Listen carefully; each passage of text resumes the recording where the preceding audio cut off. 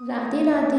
आप सभी भक्तों का मेरे YouTube चैनल शिव श्रृंगार एंड आर्ट पर स्वागत है। मैं आपको वैभव लक्ष्मी व्रत कथा सुना रही हूँ। सभी भक्तों ध्यान से सुनिए। एक बड़ा शहर था। इस शहर में लाखों लोग रहते थे। पहले के ज़माने के लोग साथ साथ रहते थे और एक दूसरे के काम आते थे, पर नए ज़माने के लोगों का स्वरूप ही अलग सा है। सब अपने अपने काम में रत रहते हैं, किसी को किसी की परवाह नहीं।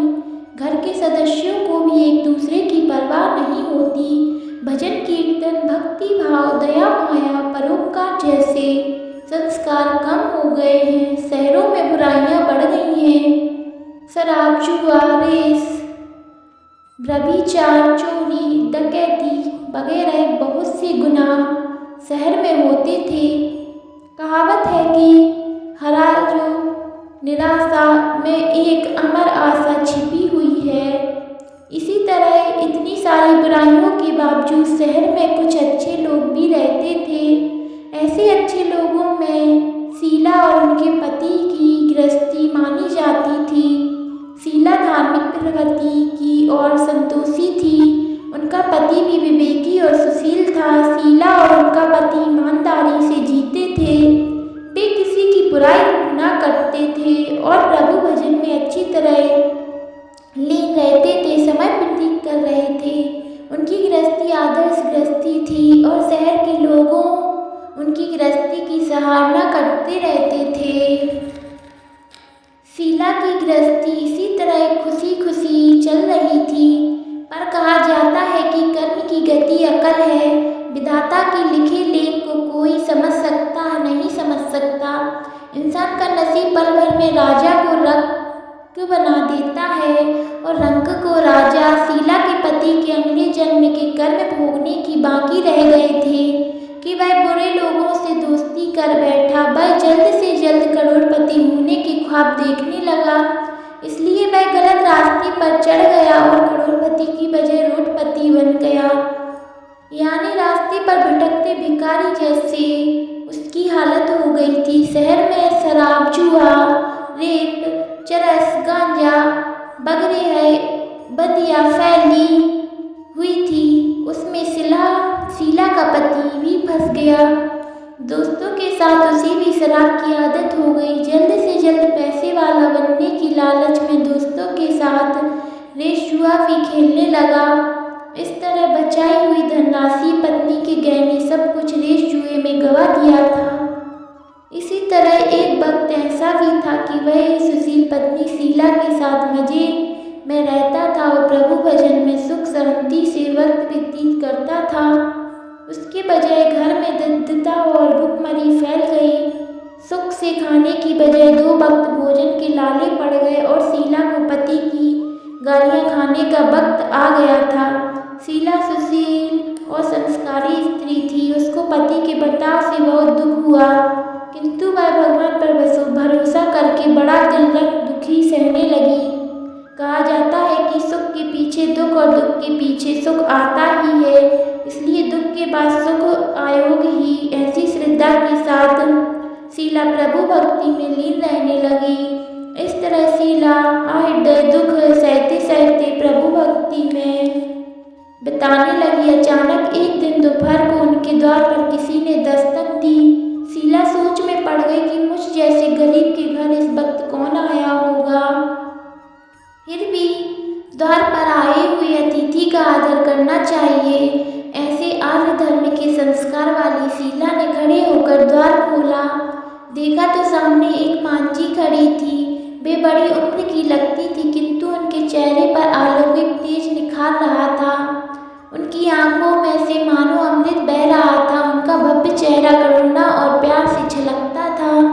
उनको देखते ही शीला के मन में अपार शांति छा गई। वैसे शीला इस मांझी को पहचानती ना थी, फिर भी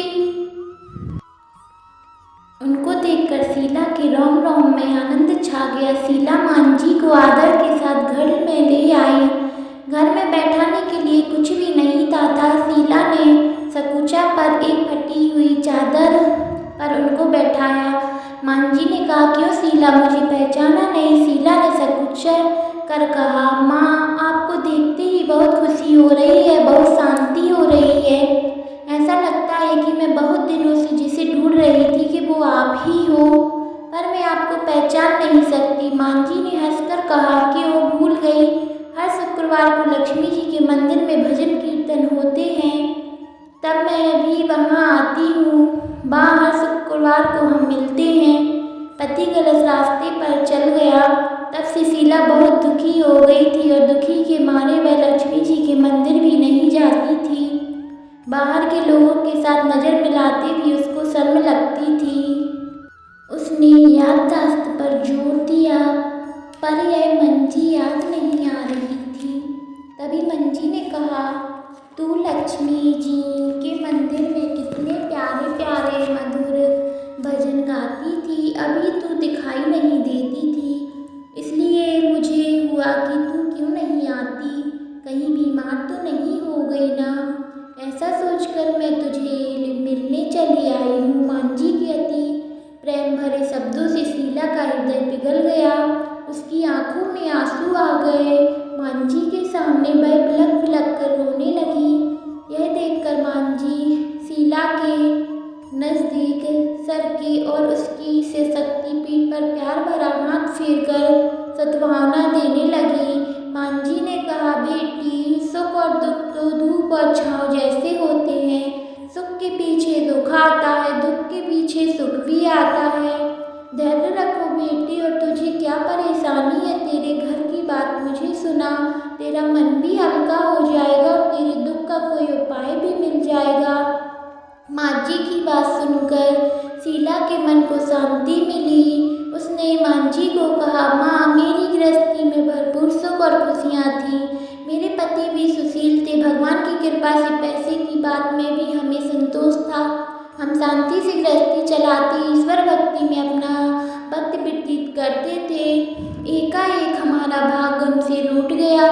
मेरे पति की बुरी दोस्ती हो गई। बुरी दोस्ती की वजह से वे शराब, जुआ, रेस, चरस, गांजा वगैरह खराब आदतों के शिकार हो गए और उन्होंने सब कुछ गंवा दिया और हम रास्ते में भिखारी जैसे बन गए। यह सुनकर मांझी ने कहा, सुख के पीछे दुख और दुख के पीछे सुख आता ही रहता है। ऐसा भी कहा जाता है कि कर्म की गति न्यारी होती है। हर इंसान को अपने कर्म भुगतने ही पड़ते हैं, इसलिए तू चिंता मत कर। अब तू कर्म भुगत चुकी है, अब तुम्हारे सुख के दिन अवश्य आएंगे। तो तू माँ लक्ष्मी जी की भक्त है। माँ लक्ष्मी जी तो प्रेम और करुणा के अवतार हैं।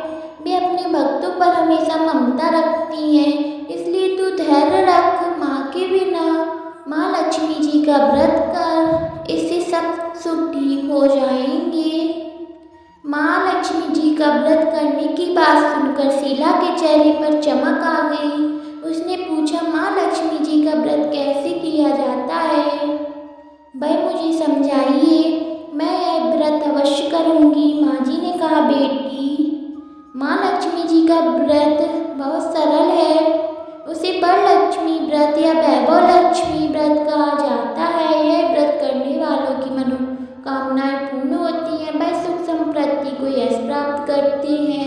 ऐसा कहकर मांझी वैभव लक्ष्मी व्रत की विधि कहने लगी।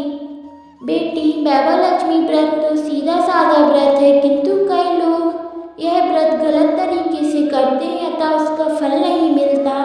कई लोग कहते हैं कि सोने के गहने की हल्दी कुमकुम से पूजा करो, बस व्रत हो गया, पर ऐसा नहीं है। कोई भी व्रत शास्त्रीय विधि पूर्वक करना चाहिए, तभी उसका फल मिलता है। सिर्फ सोने के गहने की पूजा करने से फल मिल जाता तो सभी आज लगभग ही बन गए होते। सच्ची बात यह है कि सोने के गहनों की विधि से पूजन करना चाहिए। व्रत की उद्यापन विधि शास्त्रीय विधि मुताबिक करनी चाहिए, तभी यह वैभव लक्ष्मी फल व्रत देता है।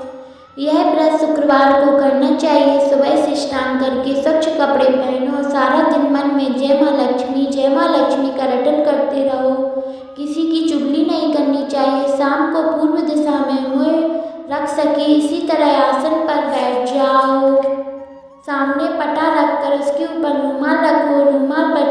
का लोटा, चावल का छोटा सा ढेर करो। उसे ढेर पर पानी से भरा तांबे का कलश रखकर कलश पर एक कटोरी रखो। उस कटोरी में एक सोने का गहना रखो। सोने का ना हो तो चांदी का भी चलेगा, चांदी का भी ना हो तो नगद रुपया भी चलेगा।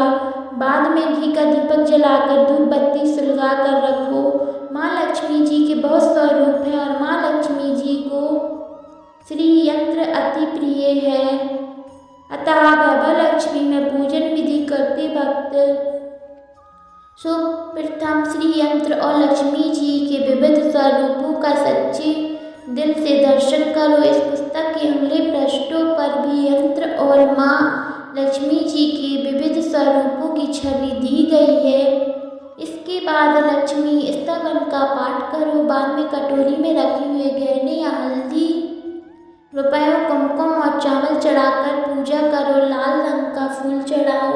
शाम को कोई मीठी चीज बनाकर उसका प्रसाद रखो। ना हो सके तो शक्कर या गुड़ भी चल सकता है। फिर आरती करके 11 बार सच्चे हृदय से जय माँ लक्ष्मी बोलो। बाद में 11 या 21 शुक्रवार यह व्रत करके दृढ़ संकल्प माँ के सामने करो और आपकी जो मनोकामना हो वह पूरी करने को माँ को लक्ष्मी जी को विनती करो।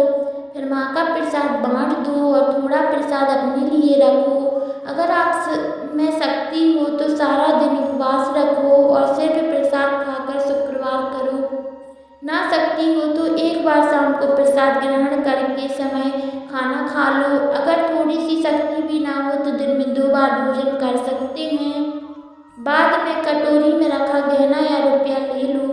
कलश का पानी तुलसी क्यारी में डाल दो और चावल पक्षियों को डाल दो। इसी तरह शास्त्रीय विधि अनुसार व्रत करने का उसका फल अवश्य मिलता है। इस व्रत के प्रभाव से सब प्रकार की विपत्ति दूर हो जाती है। हर आदमी माला माल हो जाता है। संतान ना हो उसे संतान प्राप्त होती है। सौभाग्यवती स्त्री का सौभाग्य अखंड रहता है। कुमारी लड़की का मनभावन पति मिलता है। शीला यह सुनकर आनंदित हो गई। फिर पूछा, माँ आपने वैभव लक्ष्मी व्रत की जो शास्त्रीय विधि बताई है वैसे मैं अवश्य करूँगा, किंतु इसकी उद्यापन विधि किस तरह करनी चाहिए यह भी कृपा करके सुनाइए।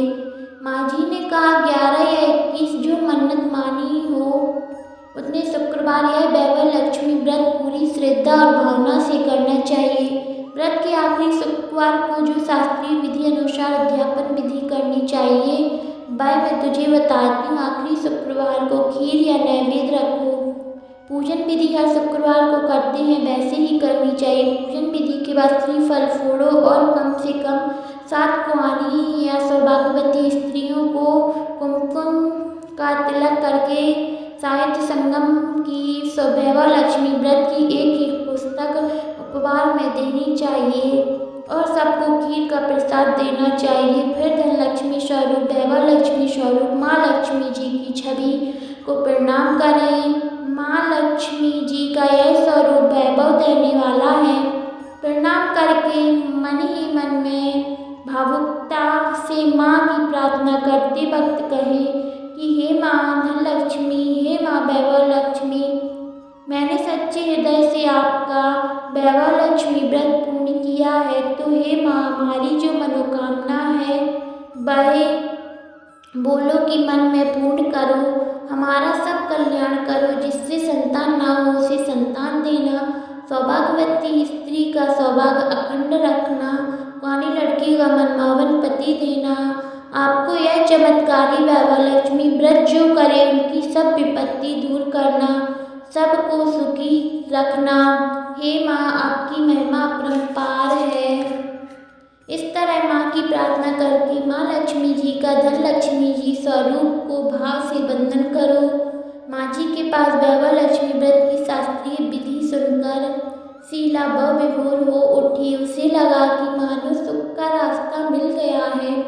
उसने आंखें बंद करके मन ही मन उसी क्षण संकल्प लिया कि हे वैभव लक्ष्मी माँ, मैं माँ जी के कहने के मुताबिक श्रद्धा से शास्त्रीय विधि अनुसार वैभव लक्ष्मी व्रत 21 शुक्रवार तक करूँगी और व्रत की शास्त्रीय विधि अनुसार अनुसार उद्यापन विधि भी करूँगी। शीला के संकल्प करके आंखें खोली तो सामने कोई न था।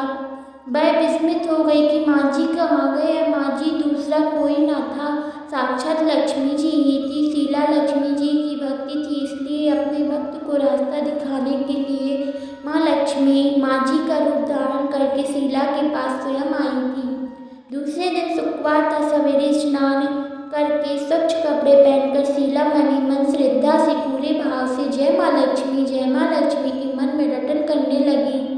सारा दिन किसी की चुगली नहीं की। शाम हुई तब हाथ पाँव मुँह धोकर शीला पूर्व दिशा में बैठ गई। घर में पहले सोने की बहुत से गहने थे, पर पतिदेव ने गलत रास्ते पर चलकर सब नष्ट कर दिया था। गहने गिरवी रख दिए थे, पर नाक की चुन्नी बच गई थी। नाक की चुन्नी निकालकर शीला उसे धोकर कटोरी में रख दी। सामने पाटे पर रुमाल रखकर मुट्ठी भर चावल का ढेर किया। उस पर तांबे का कलश पानी भरकर रखा। उसके ऊपर चुन्नी वाली कटोरी रखी। फिर माँ जी ने कही थी वह शास्त्रीय विधि अनुसार बंधन स्थापन पूजन वगैरह किया और घर में थोड़ी शक्कर थी, वह प्रसाद में रखकर वैभव लक्ष्मी माँ का व्रत किया।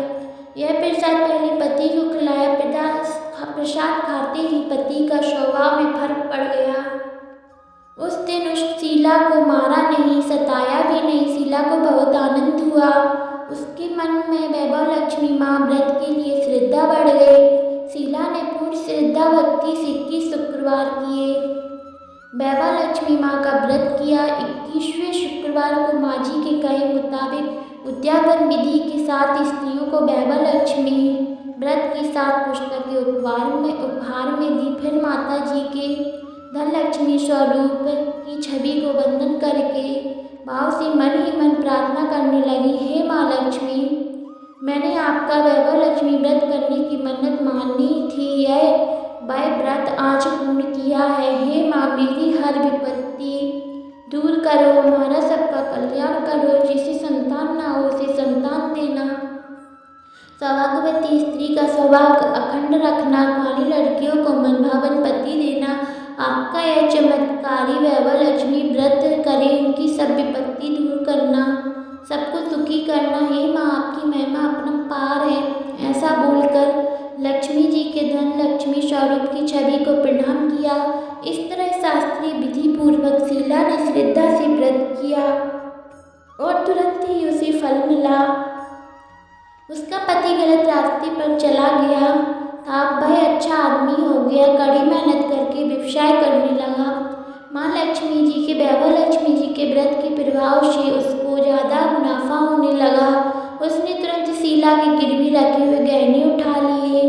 घर में धन की बड़ी सी बाढ़ आ गई। घर में पहले जैसी सुख शांति छा गई। वैभव लक्ष्मी व्रत के प्रभाव देखकर मोहल्ले की दूसरी स्त्रियां भी शास्त्रीय विधि पूर्वक वैभव लक्ष्मी जी का व्रत करने लगी। हे माँ लक्ष्मी, आप जैसे शीला पर प्रसन्न हुई, उसी तरह आपका व्रत करने वाले सब पर प्रसन्न होना, सबको सुख संपत्ति देना। जय धनलक्ष्मी माँ, जय वैभव लक्ष्मी माँ, वैभव लक्ष्मी माँ की जय। राधे राधे। आप सभी भक्तों को कथा अच्छी लगी हो तो लाइक, कमेंट, शेयर, सब्सक्राइब जरूर करिएगा। राधे राधे।